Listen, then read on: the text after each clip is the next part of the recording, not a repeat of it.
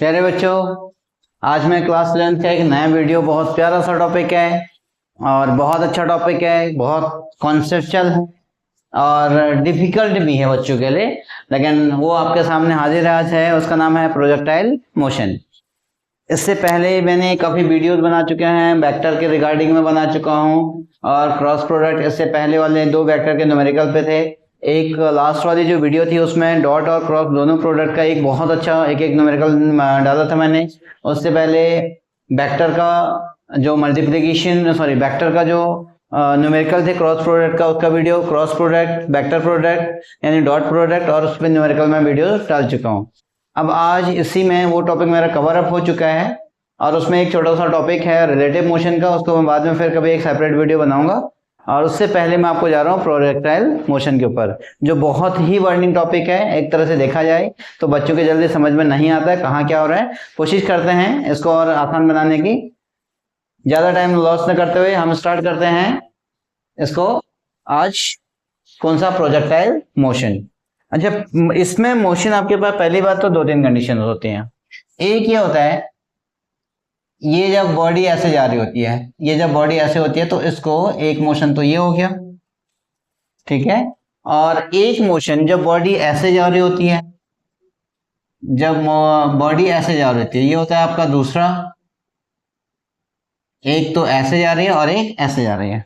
और तीसरी कंडीशन होती है जो इन दोनों के बीच में जा रही है, ये हॉरिजेंटल और वर्टिकल के बीच में जा रही है, ऐसे ये वाला जो मोशन होता है तो ये, ठीक है। तो वो यहां जाकर के वापस यहां आएगा। अब आप देखें इस पूरे कंडीशन में 3 काइंड के मोशन है बच्चों। पहला मोशन है आपके पास, एक मोशन है, इसका नाम हमने दिया हॉरिजेंटल मोशन, जिसको हम बाद में लीनियर के नाम से भी जानते हैं। मेरे बच्चों ये कौन सा है? ये है हॉरिजेंटल मोशन। ये आपका हॉरिजेंटल बचा। और दूसरा हमने किया वर्टिकल मोशन। दूसरा कैसा है? Vertical motion.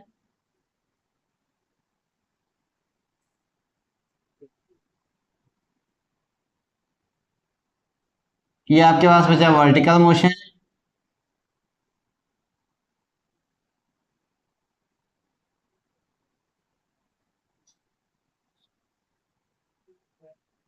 एक है हॉरिजेंटल मोशन और एक है वर्टिकल मोशन, ये वाला। ये आपके पास वर्टिकल मोशन है, ये वाला हो गया आपके पास वर्टिकल मोशन।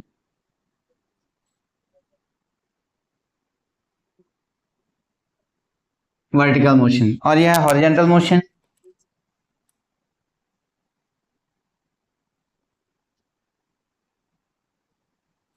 एक है वर्टिकल मोशन और एक है हॉरिजेंटल मोशन।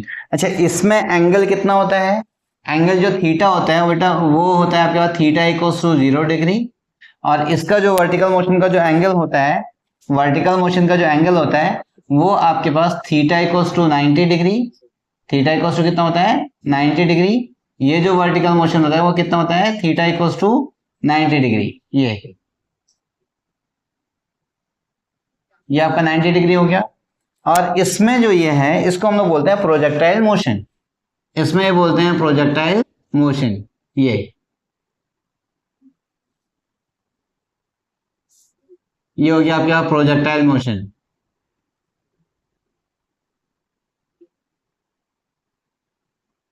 ये कौन सा मोशन हो गया? Projectile motion. ये बच गया प्रोजेक्टाइल मोशन।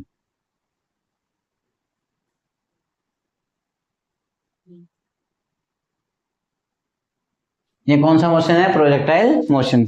इसमें जो एंगल है, इसमें बच्चों जो एंगल है वो आपके पास थीटा 0 से बड़ा और 90 के बीच में होता है। 0 डिग्री और 90 के बीच में एंगल बनता है, तो that kind of motion is known as the projectile motion, ठीक है। जो ना तो वर्टिकल मोशन होगा और ना तो वर्टिकल होगा ना हॉरिजेंटल होगा, लेकिन ये उन दोनों यानी एक्स और वाई, और एक्स वाई प्लेन में अगर कोई लाई कर रहा है तो that is known as the vertical projectile motion. ये यहाँ से आपका प्रोजेक्टाइल मोशन होता है। इसमें हम कौन सा मोशन कह सकते हैं? जैसे हमने कोई बॉल को फेंका तो वो ऐसे जाकर के ऐसे आएगी, ये बॉल फेंका, ये बॉल ऐसे आएगी, तो ये कैसा हो गया, प्रोजेक्टाइल मोशन। ठीक है ना, जितने भी हम जो बचपन में कैचिंग करते थे या फिर बॉल को फेंक कर दूसरा बंदा बॉल को पकड़ता था, वो सब प्रोजेक्टाइल मोशन है। एक तो हम क्या करते थे, सीधे वर्टिकल ऊपर फेंकते थे बॉल को, ऐसे फेंक दिया। अगर ऐसे फेंका, देखो ये मेरे हाथ में आ गया, ये सीधे, ये कौन सा था, ये वर्टिकल मोशन। और ये कौन सा था, इसको सीधे फेंक दिया अगर, ये कौन सा हो गया, हॉरिजॉन्टल मोशन। एक हमने इसके ऐसे फेंका, तो ये कैसा हो गया आपके पास, प्रोजेक्टाइल मोशन। हॉरिजॉन्टल और वर्टिकल मोशन दोनों के केस में आ रहा है, तो that is known as the projectile motion. Clear, hope that ये आपको समझ में आ गया होगा प्रोजेक्टाइल मोशन क्या है और वर्टिकल मोशन क्या है।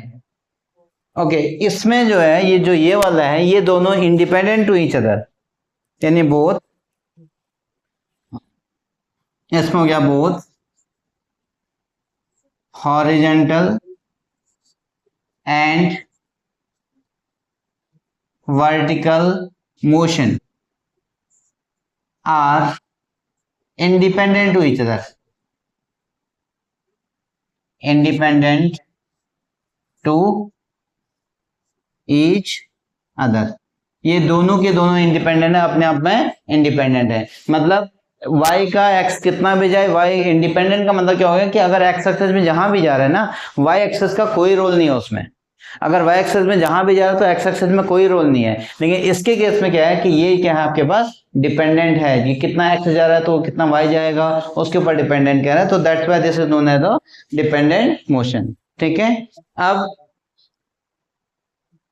इस पूरे की कंडीशन में अब यहाँ पे जो सोचना, जो हमारे पास प्रोजेक्टाइल मोशन के कुछ बेसिक पॉइंट हैं। यहाँ पे बात आती है प्रोजेक्टाइल मोशन की, ये हमारे पास बात आती है प्रोजेक्टाइल मोशन की। ये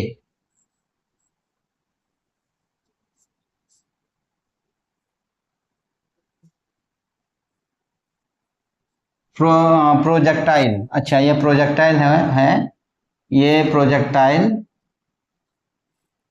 ये आपका प्रोजेक्टाइल मोशन हो गया। इसमें कुछ आपके चीजें हैं। पहले कह रहे कि हॉरिजॉन्टल अच्छा मैं पहले कंपोनेंट में इसको डिसाइड करता हूँ कि ये कंपोनेंट कैसा है। ये मेरे पास एक कोई एक्सेस थी, एक एक्सेस ये है और एक एक्सेस ये है। ठीक है बच्चों, ये आपके एक्सेस बने, एक कौन सा, एक्स एक्सेस और एक वाई एक्सेस। मैंने चलो यहाँ पे एक्स एक्सेस लिख दिया है, यहाँ पे वाई एक्सेस लिख दिया है, ये वाई एक्सेस हो गया। एक बॉडी ऐसे जंप कर रही है, ये ऐसे जा रही है, एक बॉडी ऐसे गई, ये ऐसे गई और ये आज जाकर आपके यहाँ पे आ गई। ठीक, ये थोड़ा सा व्हाइट बोर्ड में ये प्रॉपर नहीं हो पाता है, लेकिन ये कंडीशन आपकी क्या होती है कि ये ऐसे जाकर के ऐसे आ गए। ये देखें, ये यहाँ पे आ गया। अब इसमें देखिए, यहां पर आपके पास v वेक्टर गया, एक कोई बॉडी गई आपके पास सीधे ऐसे जा रही है, ये सीधे ऐसे गई, ये ऐसे गई, ये ग्रीन वाला जो पार्ट था वो आपके पास ये एक वेलोसिटी दी हमने, जो इसमें इसको हमने दे दिया u वेलोसिटी दी। बच्चों कौन सी वेलोसिटी दी है, u वेलोसिटी दी। ठीक है, और इसने इसके साथ में थीटा का एंगल बनाया, हॉरिजॉन्टल के साथ में कितने का एंगल बनाया, थीटा का। ठीक है, अब देखिए यहां पर अगर मैं इसको रिप्रेजेंट करूं ऐसे, ये थोड़ा सा ताकि आपको समझ में आ जाए, एक इधर था और एक इधर था, एक इधर था।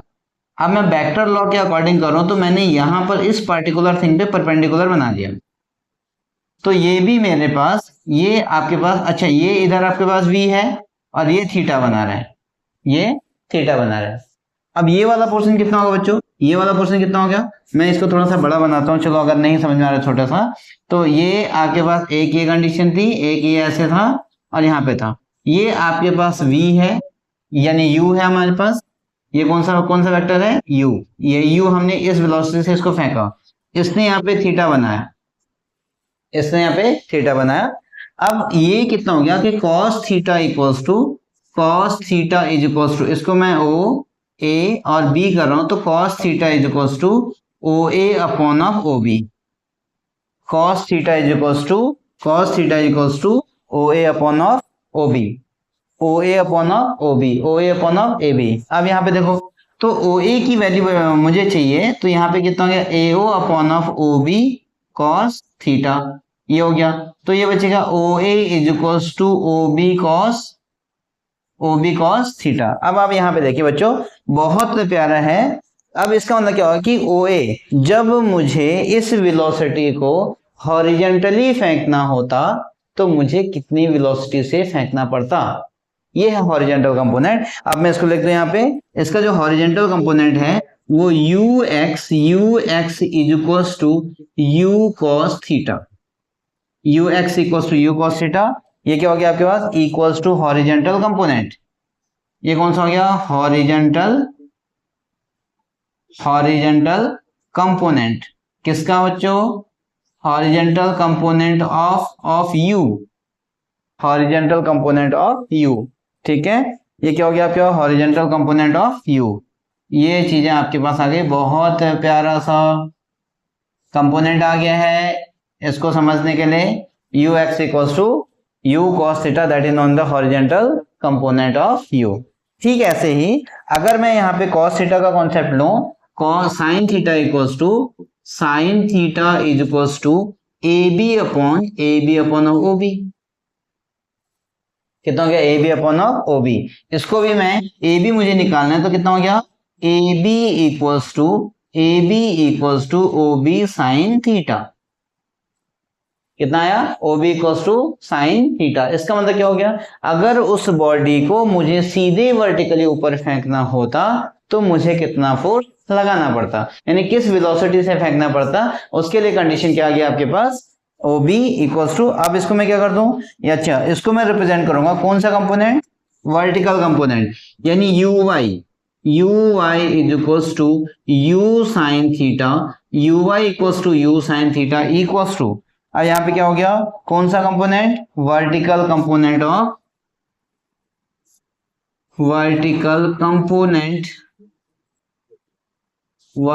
Component of initial velocity u, vertical component of u। ये किसका हो गया, आपके पास u साइन थीटा, यानी uy इक्वल्स टू हो गया आपका u साइन थीटा, और that is known as the कौन सा component, vertical component.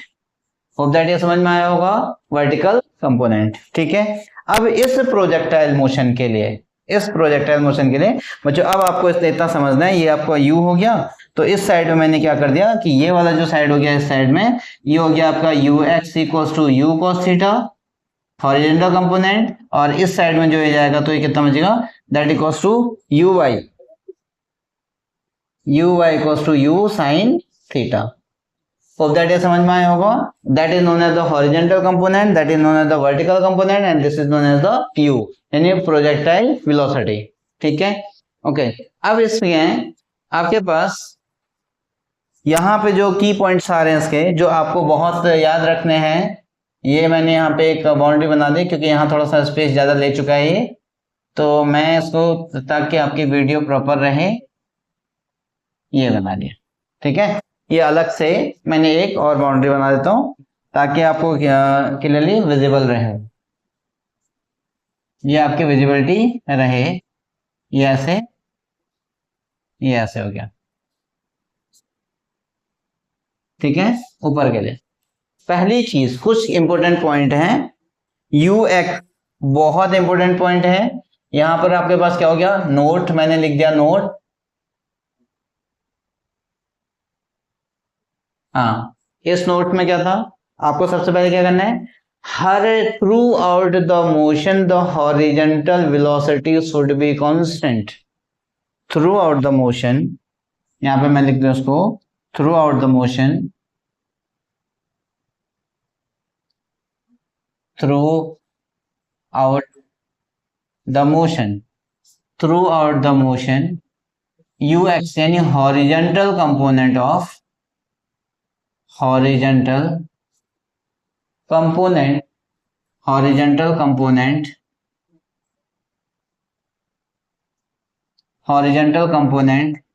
Of u, that is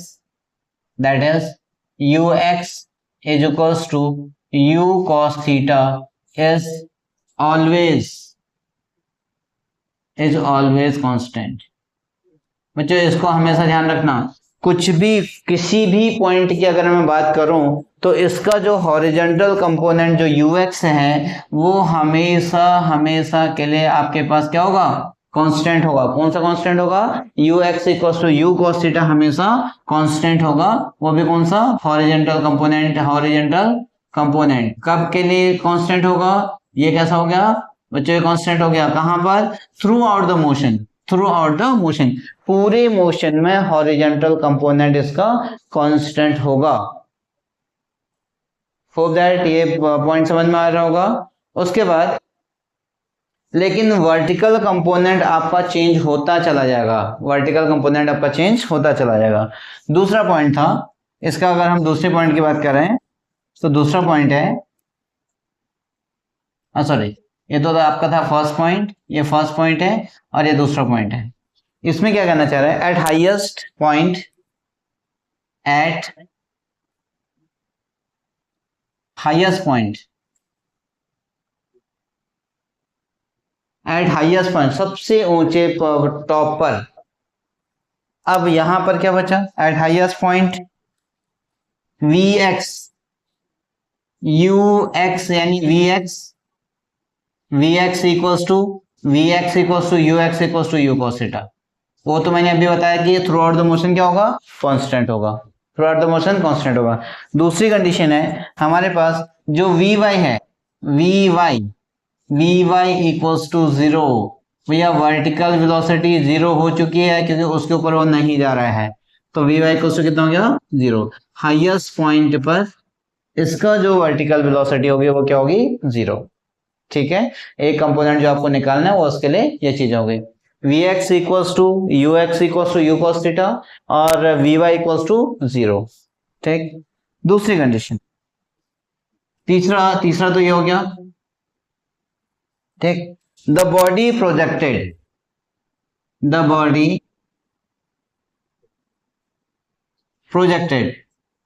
जो बॉडी को हमने प्रोजेक्ट किया है उसको हम लोग प्रोजेक्टाइल कह रहे हैं। उसका क्या नाम बोल रहे हैं? प्रोजेक्टाइल। अब यहाँ पे बॉडी को प्रोजेक्टेड नहीं कहेंगे, अब हम ये क्या हो गया? सीधे सीधे प्रोजेक्टाइल। उसका नाम क्या हो गया बच्चों? प्रोजेक्टाइल। Projectile is projected. अब बॉडी वॉडी नहीं कहेंगे, ठीक है ना? आप क्या कहेंगे? आप क्या कहेंगे इसमें? प्रोजेक्टाइल इज प्रोजेक्टेड, मतलब वहां पे उस बॉडी का नाम क्या हो गया? प्रोजेक्टेड। ठीक है, प्रोजेक्टाइल। दूसरा, अच्छा नेक्स्ट पॉइंट इसका क्या हो गया? The body is projected is known as the projectile. ठीक है, पाथ फॉलोड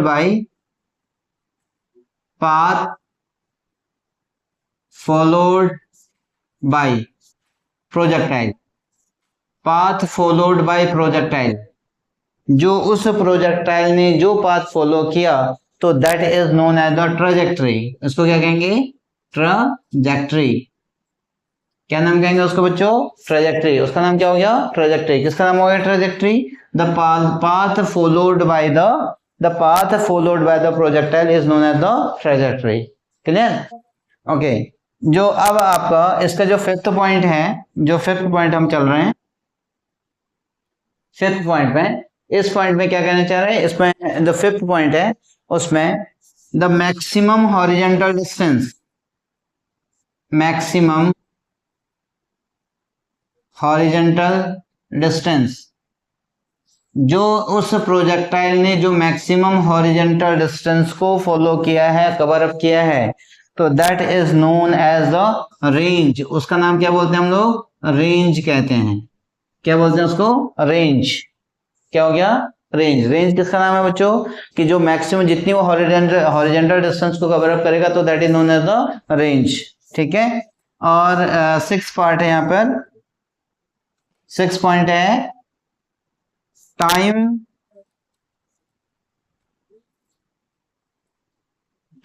टेकन बाय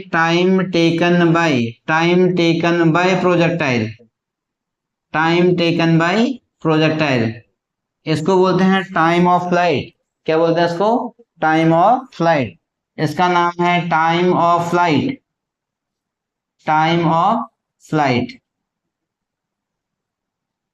जितना वो एक पूरे ग्राउंड तक पहुंचते में जितना टाइम लेगा तो that is known as time of flight. ठीक है, और इसका जो सेवन पॉइंट सॉरी, उसमें है path followed bye, sorry, nature of trajectory, nature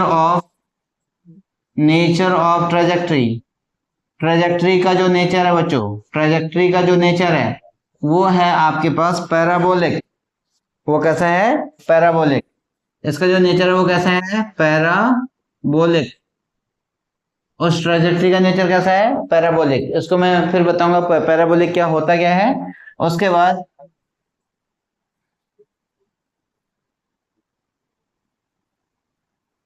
ये सब बहुत छोटे छोटे पॉइंट्स है जो आपको पूरा याद रखना है। उसके बाद है 8 पॉइंट है आपके पास, 8 पॉइंट आपके पास आ रहे हैं। उसमें है time of descent equals to time of descent, time of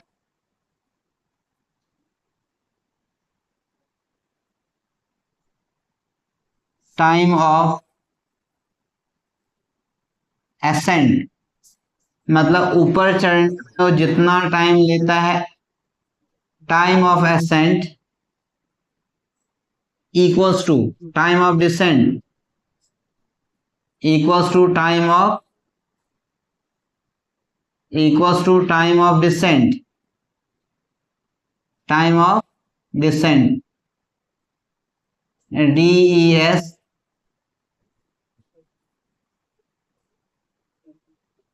DESCENT, time of descent. इसका मतलब हो गया जितना ऊपर जाने में वो टाइम लेता है उतना ही नीचे आने में भी टाइम लेगा। तो time of ascent equals to time of descent, ठीक है। अच्छा, उसके बाद इसका जो नाइन्थ वाला जो पॉइंट था, time of flight equals to, हाँ चलो नाइन्थ वाला पॉइंट तो अभी रहने देते हैं। और क्या पॉइंट थे जो पॉइंट हमें बेसिकली याद रखने हैं? ये पॉइंट हमें पूरा पूरा एकदम से ध्यान रखना है। लैंग्वेज का बहुत ज्यादा इश्यू पड़ता है, तो इसमें अब आप क्या लिखेंगे?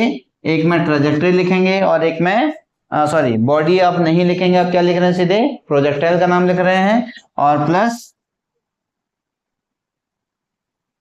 प्रोजेक्टाइल मोशन में आपको एक चीज क्या क्या ध्यान रखना है? इसका हॉरिजॉन्टल कंपोनेंट हमेशा जीरो हो, हमेशा कांस्टेंट होगा, और वर्टिकल वेलोसिटी के ऊपर हम बात करेंगे, ठीक है। अब इसमें जो नेक्स्ट टॉपिक में मेरा क्या जाता है, तो टाइम ऑफ ट्रेजेक्ट्री जो पैराबोलिक है इसको हम प्रूव करेंगे। कैसा इसका नाम पैराबोलिक क्यों बोलते हैं इसको, तो उसके बारे में हम बात करेंगे, उसको प्रूव भी करेंगे कैसा पैराबोलिक है। और हमने प्रैक्टिकली सॉरी थ्योरी जो देख ही लिए है, और हमें इसको प्रैक्टिकली भी हमें देखना पड़ेगा। We can easily prove to this one later on. इसमें एक चीज आपको ये ध्यान रखनी होगी, उसमें हमें जब हम हॉरिजॉन्टल के बारे में बात करेंगे तो सब कुछ हॉरिजॉन्टली लेंगे, और जब हम वर्टिकल के बारे में बात करेंगे तो सब कुछ वर्टिकली लेंगे। मतलब हमें क्या क्या लेना है, उसको फिजिक्स की लैंग्वेज में बोलते हैं प्रिंसिपल ऑफ होमोजीनिटी। जब हम एक टाइप की बात करेंगे तो उसमें कंटिन्यूसली एक ही टाइप के बारे में बात करते चले जाएंगे। होप दैट ये लेक्चर समझ में आया होगा, टॉपिक क्लियर हो रहे होंगे, और इनको आप नोट बनाते रहें और पढ़ते रहें, पढ़ाई करते रहें। फिर मैं इसके नेक्स्ट वाले टॉपिक पे इसके डेरिवेशन पे आऊंगा। रेंज क्या होता है, टाइम पीरियड क्या होता है, टाइम ऑफ फ्लाइट क्या होता है, टाइम ऑफ असेंट क्या होता है, मैक्सिमम हाइट का फॉर्मूला क्या होता है, इन सब पे आऊंगा। टिल देन आप लेक्चर अगर पसंद आ रहा हो तो चैनल को शेयर, लाइक एंड सब्सक्राइब जरूर करें, अपने दोस्तों को बताते रहें और नोट्स बनाते रहें, पढ़ाई करते रहें। ओके, तब तक बाय बाय, फिर मिलते हैं नेक्स्ट वीडियो में। कल इसके फॉर्मूले के बेसिस पे नेक्स्ट वीडियो बनेगी। Till then okay, bye bye.